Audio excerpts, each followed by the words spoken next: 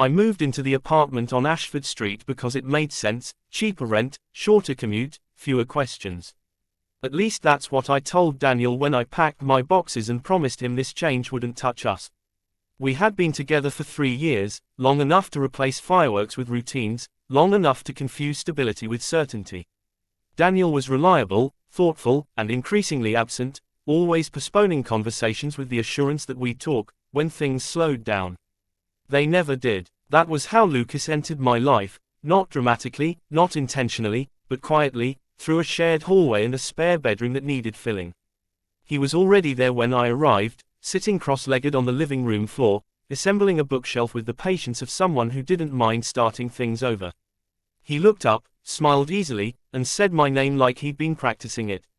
I noticed then how calm the apartment felt, as if it had already adjusted to him. Living with Lucas was simple in ways I hadn't expected. He kept odd hours but never intruded. He cooked real meals instead of reheating leftovers, always offering a portion without ceremony. Our conversations were casual at first: work complaints, favorite shows, trivial things that filled silence without demanding meaning. I liked that he listened without interrupting, that he laughed softly, as if sound itself was something to handle with care. I told myself none of it mattered. Roommates were allowed to be kind. They were allowed to be interesting. What they weren't allowed to be was tempting, and I refused to name anything tempting about Lucas. I went home to Daniel on weekends, reassured by familiar walls and familiar touches, even when our time together felt compressed, squeezed between obligations. When Daniel checked his phone during dinner, I pretended not to notice. When he said he was tired, I said I understood. Back at the apartment, Lucas noticed everything. Not in a probing way, just a gentle awareness that made me feel less invisible. He remembered small details, like how I took my coffee or which songs I skipped when they came on. One evening, he asked how long Daniel and I had been together, and I answered without hesitation, proud of the number, unsettled by how carefully Lucas nodded. I began to look forward to the quiet moments we shared after long days. Sitting across from each other, talking about nothing important, felt oddly restorative. There was no pressure to impress, no need to explain myself. Still, I drew lines where I could, invisible boundaries I reminded myself not to cross. I mentioned Daniel often, anchoring my words to a life that existed outside those walls. Yet I noticed the shift before I admitted it. The apartment felt emptier when Lucas wasn't home. Conversations with Daniel felt rehearsed, while those with Lucas unfolded naturally. I caught myself timing my evenings, hoping we'd overlap in the kitchen or on the couch. Each time, I corrected the thought, told myself I was projecting meaning onto coincidence. Control became my quiet obsession. I believed that as long as nothing happened, nothing could be wrong. Feelings were harmless if they stayed unspoken, unexamined. I held onto that logic tightly, because questioning it meant questioning myself. One night, after a brief call with Daniel that ended too quickly, I sat alone in the living room, listening to the hum of the refrigerator. Lucas came in later, dropping his keys on the counter, asking if I wanted tea. I said yes, grateful for the offer, unsettled by how much it meant. As we sat there, steam rising between us, I realized something had already changed. Not dramatically, not irreversibly, but enough that pretending otherwise felt like its own kind of lie. I told myself I could still manage this. I told myself control was a choice. And for the first time, I wondered what it would cost me to keep choosing it. What followed wasn't a single moment of weakness, but a slow rearranging of priorities I refused to acknowledge. Lucas and I slipped into a rhythm that felt natural enough to excuse. Late evenings turned into shared routines, tea after work, conversations stretching past midnight, the kind that wandered without urgency. We spoke about our days, then about things we rarely shared with others, as if the quiet invited honesty. Lucas talked about loneliness without dressing it up as independence. He admitted he struggled with staying guarded, that he felt things deeply and paid for it later. I listened more closely than I should have, offering reassurance I hadn't realized I was withholding from Daniel. When Lucas thanked me for understanding, something warm settled in my chest, unfamiliar and unwelcome. I noticed the contrast everywhere. Daniel called less, and when he did, his voice sounded distracted, as though he were already halfway elsewhere. I told myself it was temporary, that relationships naturally ebbed and flowed. Still, after hanging up, I found myself turning toward the living room, toward Lucas, even when he wasn't there. At first, I shared everything openly. I mentioned Daniel casually, deliberately, keeping him present in the narrative of my life. But over time, I began editing. Not lies, just omissions. I stopped mentioning arguments that hadn't quite happened, disappointments I hadn't voiced. I told myself I was protecting Daniel from unnecessary tension, though the truth felt less noble each time. Lucas never pushed. He never asked questions that crossed a line. That restraint made everything more complicated. When he listened, it felt intentional, like a choice rather than a habit. I caught myself gauging my words, wondering how they would land with him, adjusting my tone in ways I never did with Daniel anymore. The realization unsettled me. I was more careful with Lucas's feelings than with my partner's. One evening, Lucas mentioned going on a date he wasn't excited about. The comment was casual, tossed into the conversation without weight, but it struck me harder than I expected. I felt an irrational tightening in my chest, a reflexive disappointment I couldn't justify. I masked it with humor, wished him luck, then spent the rest of the night replaying his words. That was when guilt began to surface, not loud or accusatory, but persistent. It showed up in small ways. I hesitated before replying to Lucas's messages when Daniel was nearby. I avoided looking at my phone during weekends away, afraid of what my expression might reveal. I started telling myself rules again: nothing physical, nothing spoken aloud, nothing that couldn't be explained. The rules were comforting because they felt measurable. Feelings weren't. Lucas seemed to sense the shift.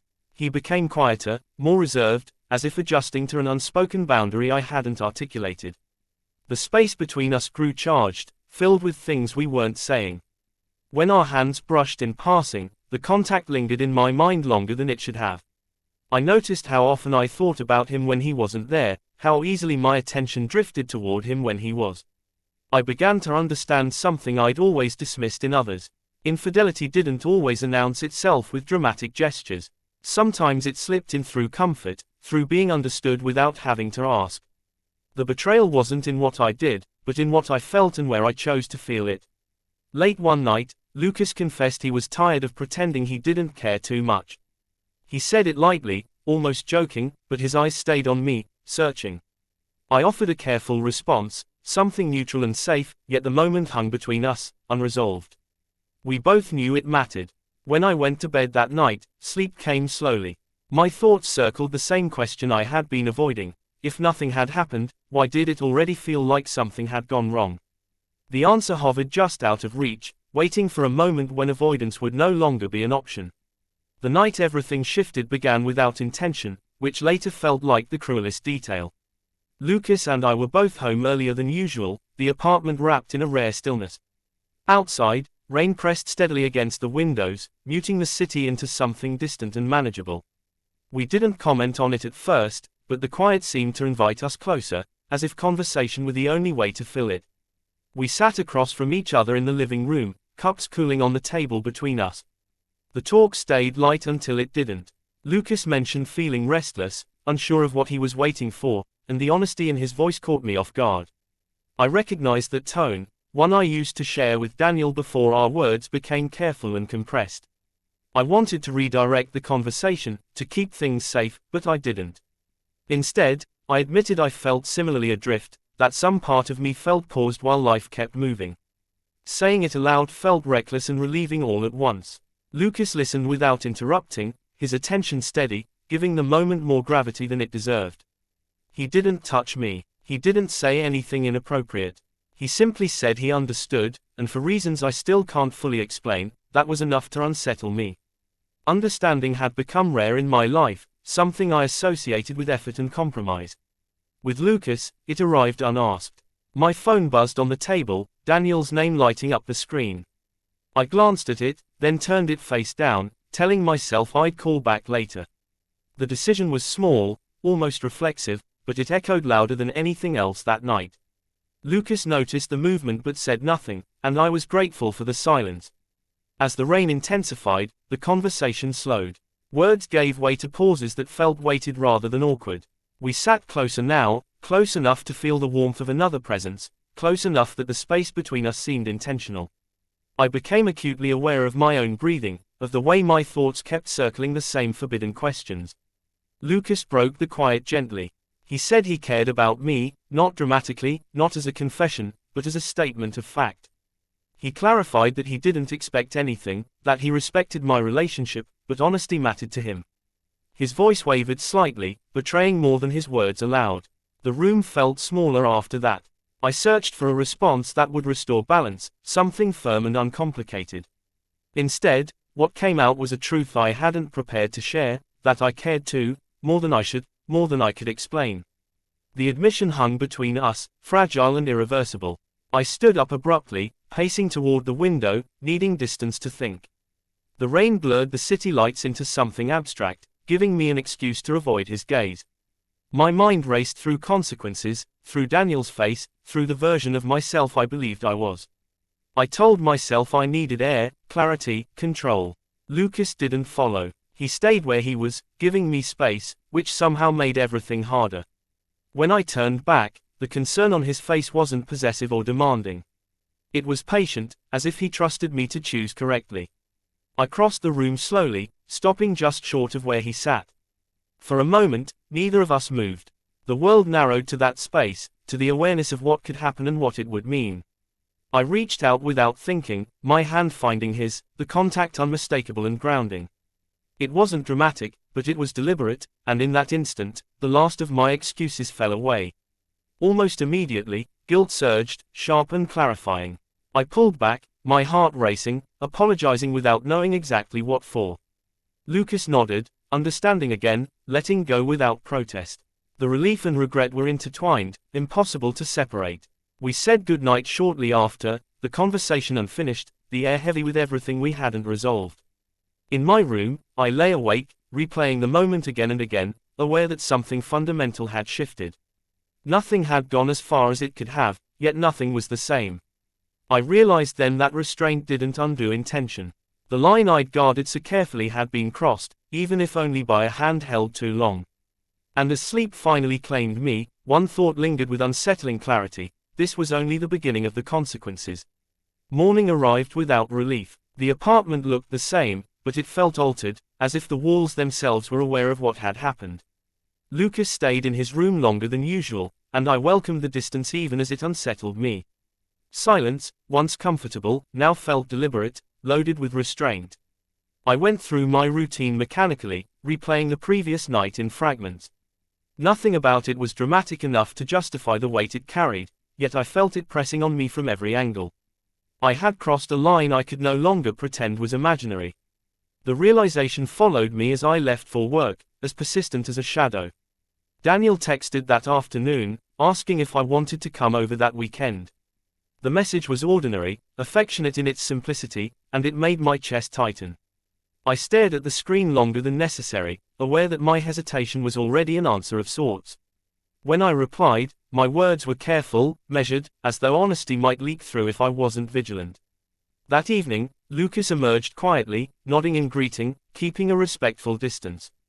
We spoke only when necessary, exchanging neutral comments about groceries and schedules. The restraint between us felt mutual, fragile, and oddly intimate. I noticed how deliberately he avoided my eyes, as if meeting them might reopen something neither of us knew how to close. The guilt settled into my daily life, not as panic, but as clarity. I saw how easily I had justified my choices, how often I had chosen comfort over confrontation. The betrayal wasn't just toward Daniel, it was toward the version of myself I believed was principled, dependable. Recognizing that hurt more than I expected. When the weekend came, I went to Daniel's place, carrying the weight of what I hadn't said. He welcomed me with familiar warmth, unaware of the distance that had grown between us. We talked about work, about plans, about things that once felt enough. I listened closely, searching for the connection I used to feel so effortlessly. It was there, but altered. I realized how much I had avoided difficult conversations, mistaking peace for happiness. Sitting beside Daniel, I understood that my feelings for Lucas hadn't appeared out of nowhere, they had filled a space I'd neglected to address. That truth didn't excuse anything, but it demanded acknowledgement. Back at the apartment, the tension finally broke. Lucas asked if we could talk, his voice calm but resolute.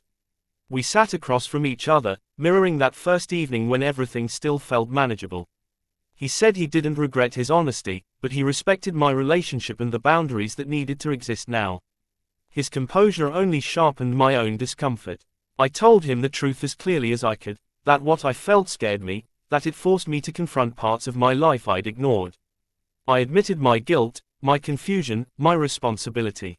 Lucas listened, just as he always had, and nodded with a quiet acceptance that made the moment bearable. We agreed on distance, not as punishment, but as necessity. The decision felt heavy, yet right. As the days passed, the apartment slowly returned to its earlier rhythm, though something essential had shifted. I found myself paying closer attention to my choices, less willing to hide behind excuses. The story didn't end with grand gestures or clean resolutions. It ended with awareness. I learned that control isn't about suppression, but about honesty, first with yourself, then with others. What happened with Lucas didn't destroy my life, but it dismantled my illusions, and that felt just as significant. Sometimes, late at night, I still think about that moment, about how close I came to rewriting everything. The thought no longer fills me with longing, but with understanding. Some lines, once approached, can never be unseen again. And knowing where they are might be the most important lesson I carry forward.